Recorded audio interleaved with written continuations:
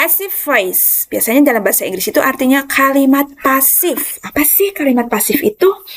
Bentuk pasif dapat mengubah kepentingan dari kalimat. Biasanya yang dibutuhkan informasi dalam kalimat pasif itu bukan pelakunya, tetapi lebih dipentingkan itu peristiwa hasilnya, bukan yang menyebabkan peristiwa itu terjadi. Biasanya bentuk pasif, peristiwa atau hasil lebih dipentingkan daripada orang yang menyebabkan peristiwa itu. Misalkan, aku lahir pada tanggal 6 Juli. Nah, yang dipentingkan itu informasi lahirnya itu kapan, bukan siapa yang melahirkan aku.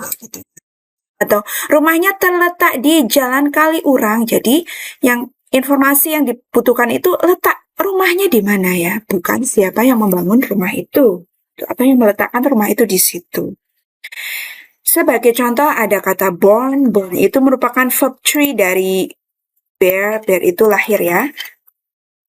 Dan known itu dari verb tree-nya dari known. Kemudian known itu verb tree-nya dari known. Known as ya. Live itu verb tree-nya dari live ya.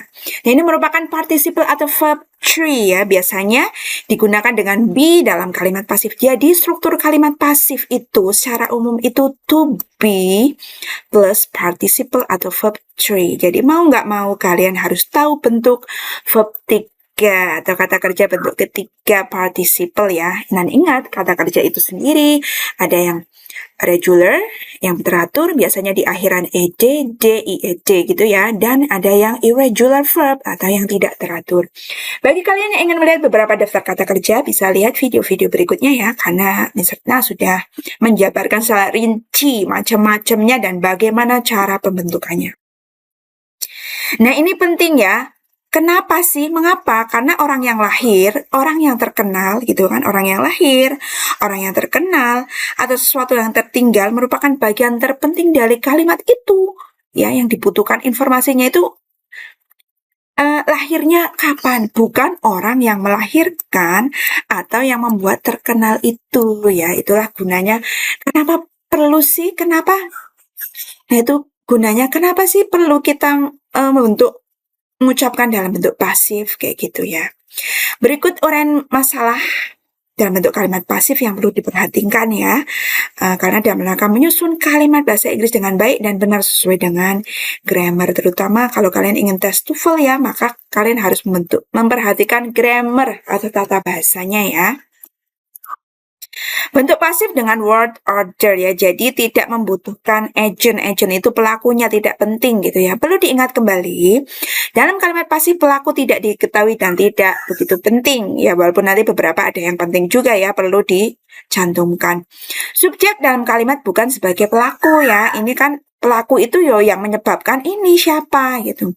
Kalimat pasif juga biasa digunakan dalam penulisan karya ilmiah atau misalkan kalian saat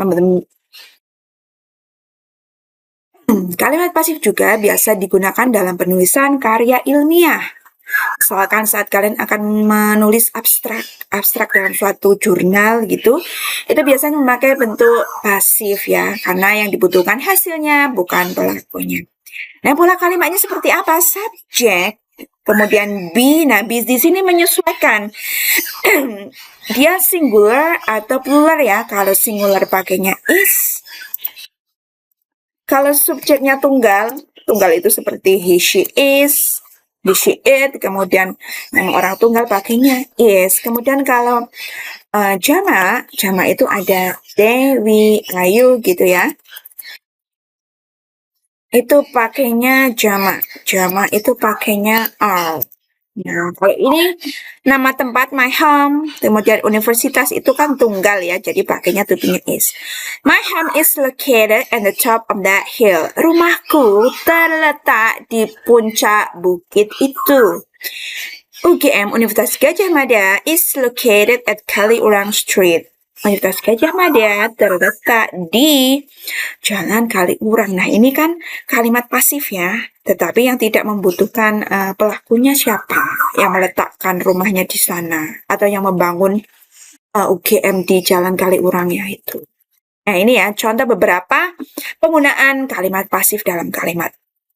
Ingat ya, harus bentuknya be, to be-nya itu macam-macam, bisa is, bisa are, bisa was, bisa were, bisa lampau gitu kan. Kemudian bentuknya participle verb 3 itu nanti membentuk pasif. Nah, ini. I born in Semarang salah ya, karena harusnya perlu to be, tetapi karena dia lampau, lahirnya kan mesti sudah kemarin-kemarin, nggak baru sekarang. Maka I was born in Semarang. Lee Cherin known as salah. Ya, harusnya ada to be-nya is known as CL to all her fans.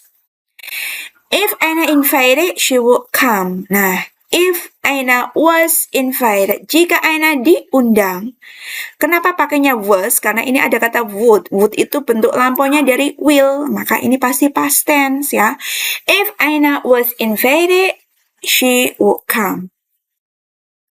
Force is oven. Nah, ini juga kenapa salah? Karena ini bentuknya verb 1 ya. Harusnya pakainya verb 2. Verb 3 ya. Force is often measured in units called Newton.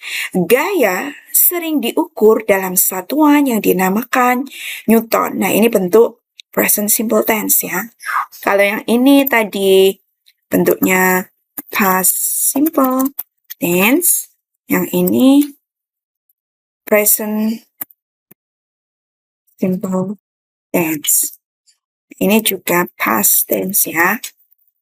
Jadi kalimat pasif itu bentuknya bisa past, bisa present, juga bisa future. Nah, ini juga present ya, present tense. Nah, ini her wedding ring. Nah, ini kurang, harus ada to be-nya ya. Kalau ada verb 3 harus ada to be-nya. Cincin pernikahannya is made of white gold. Cincin pernikahannya terbuat dari emas putih. Ya.